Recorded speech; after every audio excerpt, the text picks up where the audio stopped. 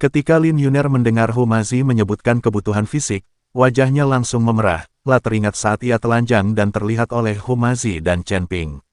Karena kalian berdua perlu menyelesaikan masalah pria, aku bisa membantu kalian. Lin Yuna berkata dengan suara sangat pelan. Mendengar ini, Humazi langsung berbinar dan berkata, benarkah? Hebat sekali, Chen Ping, siapa di antara kita yang duluan? Atau kita main batu gunting kertas? Siapapun yang menang duluan, dan kita yang lain akan mencuci panci di belakang. Aku tidak mau main, kamu main saja. Chen Ping menggelengkan kepalanya. Meskipun Lin Yuna tampan, Chen Ping tidak akan melakukan hal seperti memaksanya bermain dengannya di luar keinginannya. Chen Ping telah bermain dengan wanita setidaknya di satu batalion, jika bukan satu resimen, tetapi semuanya wanita yang mengambil inisiatif. Bahkan untuk bisa berlatih, dia terpaksa berlatih kultivasi ganda dengan Chen Ping, dan Chen Ping bersikap pasif. Karena kamu tidak mau bermain, maka aku tidak akan sopan. Humazi menyeka air liurnya, lalu menatap Lin Yuner dengan penuh nafsu dan berkata, Nona Lin, kita mau main di mana? Pilih tempat yang nyaman saja. Lin Yuner tertegun sejenak, lalu tersipu dan berkata, apa yang kau pikirkan? Aku bilang aku akan membantumu, dan aku akan mencarikan kalian dua pelayan dari keluarga Linku. Tapi jangan khawatir, pelayan-pelayan yang kutemukan juga sangat cantik, dan mereka semua gadis dewasa. Humazi tercengang. Ternyata bukan Lin Yuna yang menawarkan tubuhnya untuk mereka mainkan, melainkan mencari dua pelayan. Tapi kemudian dia berpikir, pelayan juga perempuan, selama ada perempuan, semuanya akan baik-baik saja. Humazi mengangguk dan berkata, oke, karena Chen Ping tidak mau bermain, berikan aku kedua pelayan itu. Lin Yuner mengangguk, kalau begitu ikuti aku. Lin Yuner membawa Chen Ping dan Humazi ke keluarga Lin lagi, dan kemudian meminta pengurus rumah tangga untuk mencari dua pembantu agar Humazi dapat menjamunya. Tak lama kemudian, terdengar jeritan seorang wanita dari kamar Humazi, yang menunjukkan bahwa Humazi benar-benar tidak dapat menahannya. Chen Ping tetap di kamar, bersiap untuknya, berencana untuk beristirahat. Setelah Humazi melampiaskan amarahnya, ia akan pergi mencari Liu Dian. Pada saat ini, Lin Yuner mendorong pintu hingga terbuka dan masuk. Melihat Chen Ping duduk di tempat tidur, ia bertanya, rekan Taoist Chen, apakah karena Anda tidak menyukai pelayan yang saya siapkan, maka Anda tidak menginginkannya? Tidak, aku hanya tidak terlalu tertarik. Chen Ping menggelengkan kepalanya. Rekan Taoist Chen, kau telah menyelamatkan hidupku, aku harus membalas budimu. Jika kau tidak tertarik pada pembantu, aku bisa membantumu memenuhi kebutuhanmu. Saat Lin Yuna berbicara, dia mulai melepas pakaiannya secara aktif. Namun, Yona menangis sambil melepas pakaiannya. Meski Chen Ping tampan dan muda, Lin Yuner tidak merasa jijik padanya, tetapi dia masih merasa sedikit enggan untuk memberikan tubuhnya dengan cara yang tidak jelas seperti itu. Tetapi bagaimanapun juga, Chen Ping telah menyelamatkan hidupnya, dan dia tidak punya cara untuk membalasnya, jadi dia hanya bisa menggunakan tubuhnya sendiri.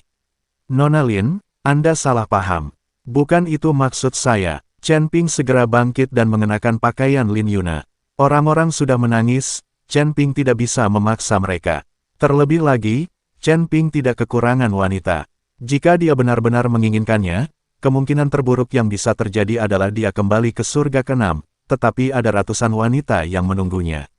Saat dia berada di tingkat ke-6, Chen Ping benar-benar terkuras habis oleh Ling Yue dan ratusan murid perempuan dari Sekte Raja Obat, dan dia tidak mau memikirkannya untuk sementara waktu. Rekan Taoist Chen, apakah menurutmu aku jelek? Lin Yuna bertanya. Lin Yuna tidak percaya jika dia menanggalkan pakaiannya atas inisiatifnya sendiri. Tidak ada pria yang dapat menolak. Tidak, aku tidak bisa. Chen Ping tidak punya pilihan selain berbohong dan mengatakan bahwa dia tidak bisa melakukannya. Mendengar ini, Lin Yuner langsung terkejut dan menatap Chen Ping dengan tak percaya. Setelah beberapa saat, La berkata, rekan Taoist Chen, jangan terlalu pesimis. Mungkin seni bela diri yang kau latih membuatmu kehilangan kemampuan untuk menjadi seorang pria. Cobalah ganti seni bela dirimu, mungkin akan lebih baik. Saya akan mencoba. Chen Ping mengangguk. Karena Chen Ping tidak mampu, Lin Yuner berhenti mengkhawatirkannya dan meninggalkan kamar Chen Ping. Melihat Lin Yuna pergi, Chen Ping menghela napas panjang. Tetapi saat dia duduk di tempat tidur, Chen Ping merasakan pedang pembunuh naga di tubuhnya bergetar, diikuti oleh kilatan cahaya putih. Seorang wanita muncul di depan Chen Ping. Zhongli, erat. Melihat wanita ini, Chen Ping tiba-tiba menjadi sangat gembira dan melangkah maju untuk memegang tangannya erat. Ternyata roh pedang Zhongli dari pedang pembunuh naga yang keluar. Sejak Zhongli terluka, ia memulihkan diri di dalam pedang pembunuh naga dan tidak pernah keluar lagi. Sekarang dia tiba-tiba keluar, tampaknya cederanya sudah sembuh. Guru, Zhongli tersenyum pada Chen Ping. Apakah lukamu sudah sembuh? Tanya Chen Ping. Zhongli mengangguk. Tidak apa-apa, aku sangat merindukan guru selama ini. Aku terjebak di dalam pedang pembunuh naga, tak bisa keluar. Melihat guru lebih menyukai wanita lain, aku jadi iri setengah mati. Menatap mata Zhongli yang penuh harap dan penuh iba, Chen Ping tentu tahu apa yang diinginkan Zhongli. Awalnya aku ingin istirahat, tapi karena Zhongli membutuhkannya, aku tidak punya pilihan selain memberikannya padanya. Setelah Chen Ping selesai berbicara, dia memeluk Zhongli dan melemparkan dirinya ke tempat tidur. Ruang upacara Istana ke-6. Sue Wuying duduk di kursi dengan wajah muram, dan di hadapannya adalah Master Istana ke-6 Jin Fu. Jin Fu, guci jiwa telah hancur. Masih bisakah kau menyerahkan jiwamu? Kami di Istana Jalan Jahat tulus dan telah memberimu sejumlah besar batu abadi yang dimurnikan. Sue Wuying menanyai Tuan Istana ke-6 Jin Fu. Jangan khawatir, Tetua Sue. Aku sudah memberi tahu Kepala Istana ke-3 tentang masalah ini. Beliau sudah mengirim Kepala Istana ke-5 untuk membantuku menangani Chen Ping. Asalkan kau membunuh Chen Ping, aku akan langsung menyerahkan jiwanya kepadamu. Jiwa anak ini jauh lebih kuat daripada kultivator lainnya. Master Istana ke-6 Jin Fu dengan cepat meyakinkan. Baiklah, sebaiknya kau urus masalah ini. Chen Ping bukan orang yang mudah ditipu. Dulu di surga ke-6, aku melihatnya memimpin anak buahnya melawan sang pemakan jiwa. Akhirnya, dia bahkan dibantu oleh para master dari surga ke-9. Kalau aku tidak melihat situasi ini dan segera kabur, aku pasti sudah terkubur di surga ke-6, kata Sue Wuying. Seorang guru dari surga ke-9 ingin membantu. Tuan Istana ke-6, Jin Fu, tercengang, tidak tahu apa yang terjadi di surga ke-6. Apa yang terjadi pada sang permakan jiwa? Apakah jiwanya juga hancur? Sue Wuying menggelengkan kepalanya dan berkata, tidak, dia diselamatkan oleh seseorang. Siapa yang menyelamatkannya? Tuan Istana ke-6 Jin Fu menjadi tertarik. Jangan bertanya hal-hal yang tidak seharusnya kau tanyakan. Mereka semua adalah orang-orang penting di surga ke-9. Sekalipun aku memberitahumu, kau mungkin tidak akan mengerti. Tapi jangan lupakan jiwa. Selama kita bekerja sama dengan senang hati, Aula Jalan Jahat kita pasti akan membantu Master Aula ke-3 untuk akhirnya mengendalikan seluruh kuil, kata Sue Wuying. Jangan khawatir, aku sudah memerintahkan orang-orang untuk mulai mengumpulkan jiwa lagi, kata penguasa Istana ke-6 meyakinkan. Sue Wuying mengangguk, lalu berdiri dan pergi. Tuan Istana ke-6, Jin Fu, menghela napas lega, berharap Tuan Istana ke-5 akan segera datang. Dia sama sekali tidak yakin bisa menghadapi Chen Ping sendirian. Pada saat ini, di keluarga Lin di Kabupaten Dongxiang, Humazi bermain selama 3 hari berturut-turut dan hampir membunuh 2 pembantunya. Ketika meninggalkan keluarga Lin, Lin Yunir juga ingin pergi bersama mereka untuk menemukan Liu Dian untuk melihat apakah dia dapat menemukan jiwa ayahnya. Namun, Chen Ping tidak setuju. Lagi pula, kekuatan Lin Yuna terlalu lemah, dan dia harus melindunginya saat itu, yang akan menjadi beban. Namun Chen Ping berjanji jika arwah ayah Lin Yunir masih ada, dia akan membawanya kembali. Namun Chen Ping sendiri tahu bahwa jiwa ayah Lin Yunir telah lama hilang dan diserap oleh Chen Ping sebagai sumber daya. Lin Yuna mengangguk, lalu membiarkan Chen Ping dan Humazi pergi. Setelah meninggalkan Kabupaten Dongxiang, Chen Ping dan Humazi mengikuti arahan yang diberikan oleh sang putri. Angin dan pasir melolong bagaikan binatang buas yang marah, dan tanah tandus itu luas dan tak berbatas, seakan tidak ada ujungnya. Setelah Chen Ping dan Humazi meninggalkan Kabupaten Dongxiang, mereka berjalan tanpa ragu menuju arah barat laut yang disebutkan oleh sang putri. Chen Ping, apakah menurutmu apa yang dikatakan sang putri itu benar? Apakah Istana ke-6 benar-benar berada di pegunungan di barat laut gurun? Humazi sedikit ragu, mengerutkan kening sedikit, dan bertanya dengan ragu-ragu. Chen Ping mengangguk pelan, ekspresinya tenang dan penuh tekad, lalu berkata, seharusnya memang begitu. Dia sudah terjebak di dalam toples saat itu dan tidak berani berbohong. Dan dilihat dari reaksinya yang panik dan sengaja disembunyikan, dia memang hanyalah boneka yang dimanipulasi. Rahasia sebenarnya ada pada Pangeran ke-6. Mendengar ini, Humazi langsung berbinar, terkekeh dan menggosok-gosok tangannya, sambil berkata, bagus sekali. Saat kita menemukan istana ke-6, kita harus memberi mereka pelajaran. Mereka berani sekali mengumpulkan jiwa para biksu untuk dikultivasi. Mereka benar-benar gila dan telah kehilangan kemanusiaan mereka. Aku takkan pernah bisa meredakan kebencianku kecuali aku mencabik-cabik mereka. Chen Ping meliriknya dengan acuh tak acuh, matanya seolah mampu melihat menembus segalanya, dan tampak membawa kesombongan bawaan. Lalu ia berkata perlahan, jangan khawatir, masa-masa indah mereka sudah berakhir. Di hadapanku, Chen Ping, iblis jahat manapun hanyalah seekor ayam dan seekor anjing, yang rentan terhadap satu pukulan.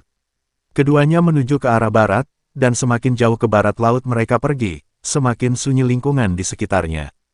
Pada awalnya, kita masih dapat melihat beberapa tumbuhan jarang dan hewan-hewan kecil yang berjuang untuk bertahan hidup di alam liar, tetapi kemudian, tanda-tanda kehidupan ini pun menghilang sepenuhnya. Yang tersisa hanyalah pasir kuning yang bergulung-gulung seperti air pasang, dan angin yang menderu-deru bagaikan pisau tajam, menyayat wajah orang-orang dengan menyakitkan. Apa benar-benar ada orang yang tinggal di tempat sialan ini? Rasanya tempat ini bahkan tidak layak huni. Humazi tidak dapat menahan diri untuk tidak mengeluh, sambil melindungi matanya dari angin dan pasir dengan tangannya. Pada saat ini, Chen Ping tiba-tiba berhenti. Berdiri tegak seperti pohon pinus, tatapannya setajam obor, ia menunjuk ke depan dan berkata, lihat, ada gunung di sana. Humazi melihat ke arah jari Chen Ping, dan melihat sebuah gunung besar menjulang dari tanah dan menjulang ke langit di cakrawala yang jauh. Gunung itu gelap gulita, bagaikan seekor binatang raksasa yang tengah tertidur lelap, memancarkan aura suram dan mengerikan yang membuat orang-orang bergidik, seakan-akan setiap kali mendekat, mereka akan ditelan oleh kekuatan jahat. Apakah itu gunung tempat istana ke-6 berada? Kelihatannya aneh sekali. Aku merasa gunung itu menyimpan banyak rahasia dan bahaya yang tak terkatakan. Humazi menelan ludah dan sedikit rasa takut muncul di hatinya. Chen Ping mengangguk, ekspresinya tegas, bagaikan gunung es yang tak tergoyahkan, lalu berkata, seharusnya ada di sana. Lihatlah aura di sekitar gunung itu, penuh dengan energi jahat, jelas karena telah mengumpulkan banyak jiwa. Tempat jahat semacam ini niscaya akan melahirkan orang-orang yang sangat kejam, tetapi di hadapanku, mereka ditakdirkan untuk membayar harga yang mahal. Keduanya mempercepat langkah dan menuju ke gunung. Semakin dekat kita ke gunung, semakin pekat aura jahat di sekitar kita, seolah-olah telah mewujud. Bahkan udara pun menjadi sedingin es, sehingga sulit bernapas. Tempat ini sungguh menyeramkan. Aku merasa kultivasiku telah ditekan, seolah-olah aku telah ditahan oleh tangan raksasa yang tak terlihat. Aku merasa lemah di sekujur tubuh. Humazi mengerutkan kening, ekspresi kesakitan di wajahnya. Chen Ping tersenyum tenang, senyum itu memancarkan semacam kebencian terhadap segala kejahatan, dan berkata, ini wajar.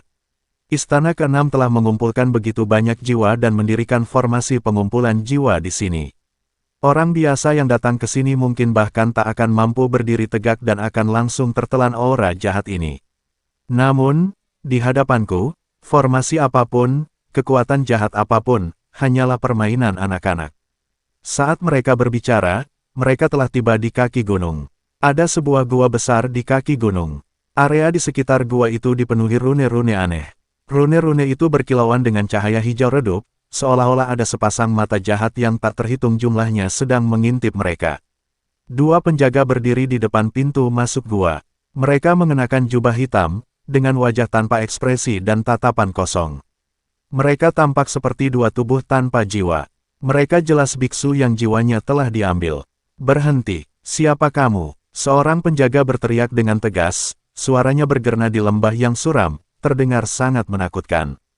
Humazi hendak melangkah maju ketika Chen Ping menghentikannya dengan tangannya. Matanya memancarkan keagungan yang tak terbantahkan saat ia berkata, biarkan aku yang melakukannya. Melangkah maju perlahan, setiap langkah seakan menusuk jantung musuh. Menatap kedua penjaga itu dengan mata dingin, lalu berkata-kata demi kata, kami di sini untuk mengambil nyawa kalian. Begitu dia selesai berbicara, Chen Ping melepaskan aura kuat yang menyapu seperti tsunami yang melanda dan langsung menyelimuti kedua penjaga itu. Kedua penjaga itu bahkan tak sempat bereaksi. Mereka bagaikan dua semut yang dihantam ombak besar. Mereka hancur berkeping-keping oleh hembusan napas yang kuat. Tanpa sempat berteriak, mereka berubah menjadi tumpukan puing berdarah. Ayo, kita masuk. Chen Ping tampak tenang, seolah baru saja melakukan sesuatu yang sepele, lalu berbalik dan berkata kepada Humazi. Keduanya berjalan masuk ke dalam gua dan menemukan lorong panjang di dalamnya. Ada lampu minyak hijau redup yang menyala di kedua sisi lorong. Cahaya redup itu berkedip-kedip, seolah-olah akan padam kapan saja, menambah sedikit suasana mencekam di lorong itu.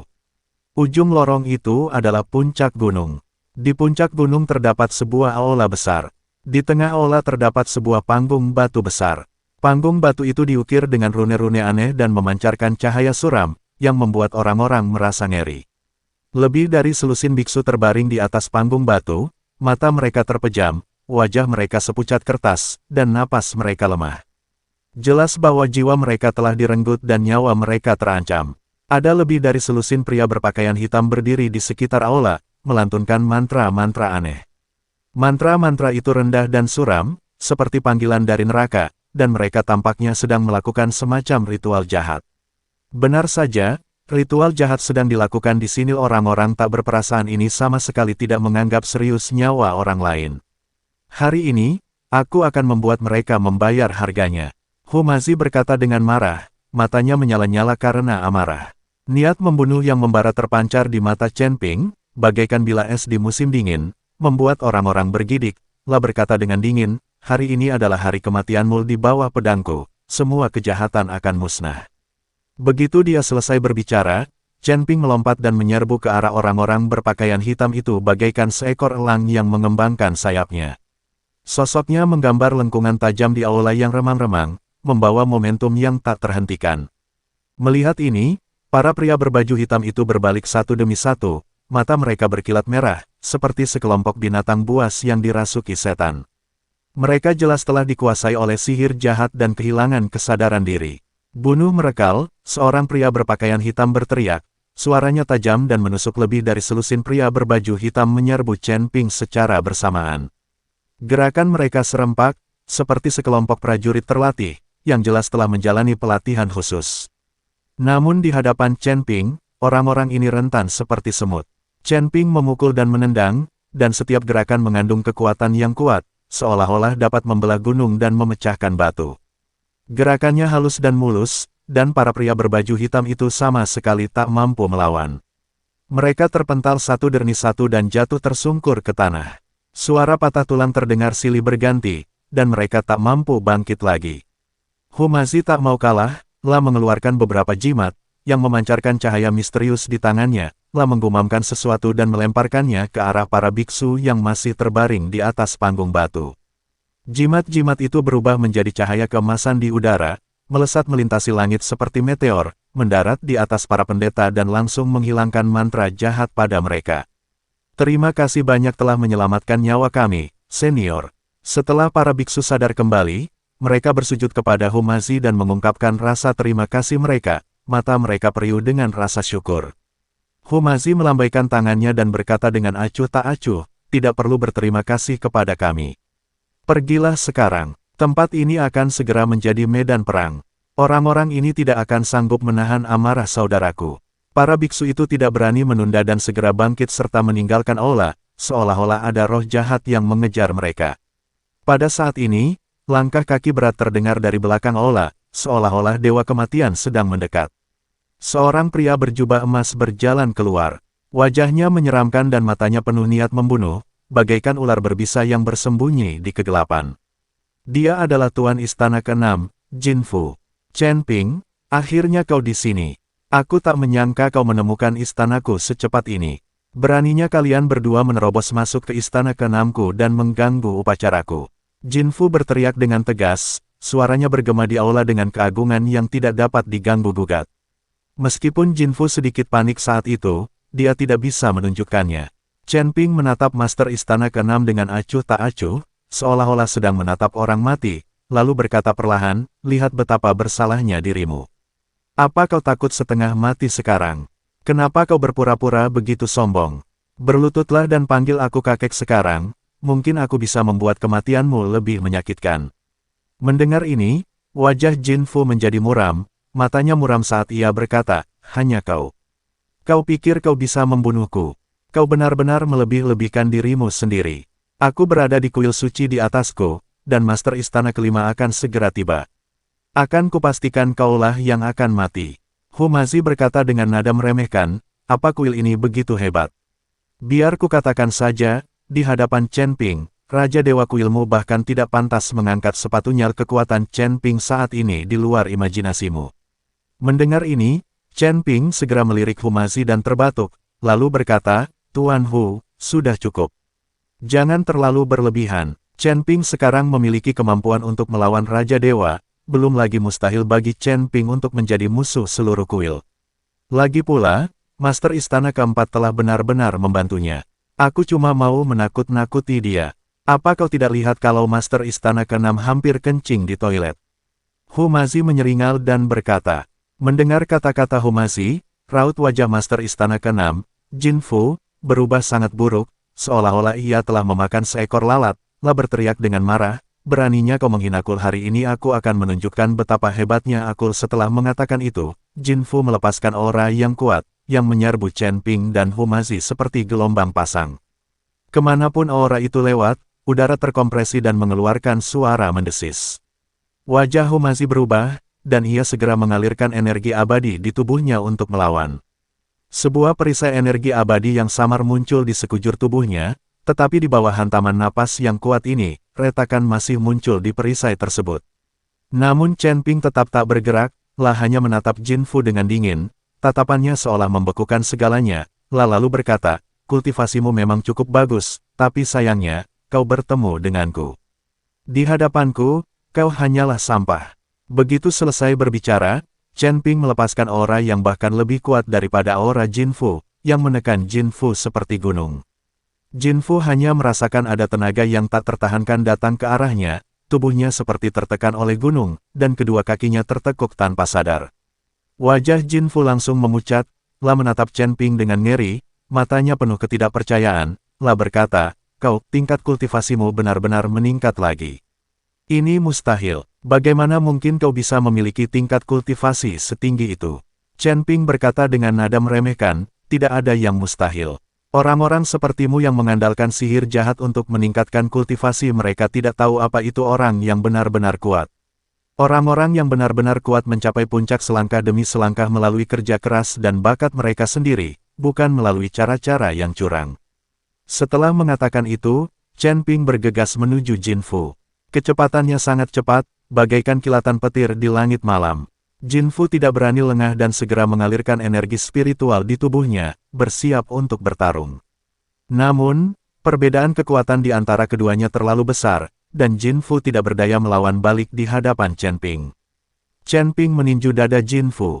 Pukulan itu mengandung kekuatan yang begitu dahsyat sehingga seolah mampu menembus segalanya. Jin Fu tiba-tiba memuntahkan seteguk darah, dan tubuhnya terlempar mundur seperti layang-layang yang talinya putus, jatuh dengan keras ke tanah, meninggalkan lubang besar di tanah, engah. Jin Fu memuntahkan seteguk darah. Ia berjuang untuk berdiri, tetapi mendapati dirinya kehilangan kemampuan untuk bergerak. Kakinya terasa berat seperti diisi timah. Kau, tanya Jin Fu ngeri, matanya penuh keputusasaan. Chen Ping menatap Master Istana Keenam dengan acuh tak acuh dan berkata, aku akan membiarkanmu mati dengan lebih darnai. Setelah berkata demikian, Chen Ping bersiap menamparkan Jin Fu hingga mati dengan satu telapak tangannya. Pada saat ini, langkah kaki tergesa-gesa tiba-tiba datang dari luar aula, dan seorang pria parubaya berjubah panjang masuk. Wajahnya tegas dan matanya penuh niat membunuh, bagai pedang tajam yang terhunus dari sarungnya. Dialah penguasa Istana Kelima. Jin Fu, apa kabar? Master Istana Kelima bertanya, ada nada cenas dalam suaranya. Ketika Jin Fu melihat kepala Istana Kelima, secercah harapan muncul di wajahnya, seolah-olah ia telah mencapai titik terendah, lah buru-buru berteriak, kepala Istana Kelima, akhirnya kau di sini. Cepat, cepat bunuh mereka merusak upacaraku dan melukaiku. Tatapan Master Istana Kelima jatuh pada Chen Ping dan Humazi. Tatapannya bagaikan dua belati tajam, seolah mampu menembus keduanya. Lalu ia berkata, apakah kau yang menghancurkan guci jiwa dan membunuh para biksu di kuilku? Chen Ping menatap Master Istana Kelima dan berkata dengan nada meremehkan, ya, ini aku. Kalau kau tidak mau mati, pergilah dari sini. Kepala Istana Kelima tertawa terbahak-bahak, tawanya penuh kesombongan dan keangkuhan, lalu berkata, konyol sekali kau pikir kau bisa membunuhku. Tawa Master Istana Kelima bergema di aula. Tawa itu penuh dengan kesombongan dan keangkuhan, seolah-olah Chen Ping hanyalah seekor semut di matanya. Wajah Chen Ping tegas, dan niat membunuh yang tajam terpancar di matanya, lalu membalikkan tangan kanannya, dan pedang pembunuh naga pun muncul. Rune misterius mengalir di badan pedang, dan suara auman naga samar-samar terdengar. Setelah roh pedang Zhongli pulih dari luka-lukanya, kekuatan pedang pembunuh naga juga meningkat pesat. Hanya aku cukup untuk membunuhmu di sini hari ini. Chen Ping berkata dengan dingin, suaranya setajam angin dingin, bergema di aula. Wajah Master Istana Kelima menjadi gelap, lah segera membentuk segel dengan tangannya dan menggumamkan sesuatu. Dalam sekejap, energi abadi yang kuat melonjak keluar dari tubuhnya, membentuk perisai energi abadi transparan di depannya. Perisai itu berkilauan dengan cahaya warna-warni dan memancarkan aura yang kuat, seolah-olah dapat menahan semua serangan. Perisai belaka, berapa lama ia mampu menghentikanku? Chen Ping berteriak keras, mengetuk tanah dengan jari kakinya, dan menyerbu ke arah Master Istana Kelima bagaikan anak panah, lah mengangkat tinggi pedang pembunuh naga di tangannya, dan pedang itu bersinar terang. Energi pedang yang tajam menebas ke arah Master Istana Kelima bagai sehelai sutra. Kemanapun energi pedang itu lewat, udara terkoyak, menimbulkan suara siulan yang tajam. Terima kasih yang sudah setia dan dukung channel ini, RSN Official, sehat selalu, berkah selalu.